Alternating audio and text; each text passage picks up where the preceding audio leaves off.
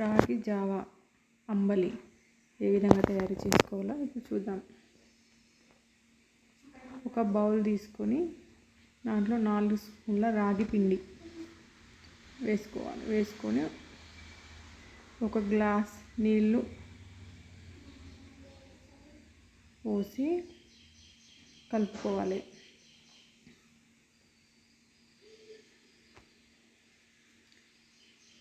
కలుపుకున్న తర్వాత దానిని మూత పెట్టి ముందు రోజు ఎండలో ఉంచాలి. 2 గంటల పాటు ఎండలో ఉంచాలి. నెక్స్ట్ డే మార్నింగ్ ఒక గిన్నెలోకి 1 లీటర్ నీళ్లు తీసుకొని మరిగించుకోవాలి. నీళ్లు మరిగిన తర్వాత నిన్న కలిపి పెట్టుకున్న రాగిపిండి మిశ్రమాన్ని దానిలో వేసి కలుపుకోవాలి. కొద్దిగా మసిలిన తర్వాత 1 స్పూన్ ఉప్పు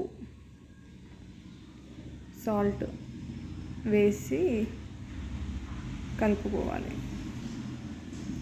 తర్వాత దాన్ని ఒక 15 నిమిషాల పాటు ఉడకనివ్వాలి. కొద్దిగా చిక్కపడుతుంది. ఒక 15 నిమిషాల తర్వాత ఆ మిశ్రమం మొత్తం చిక్కబడుతుంది. దాన్ని సర్వింగ్ బౌల్లోకి తీసుకుని సర్వ్ చేసుకోవడమే, అంతే. Thank you.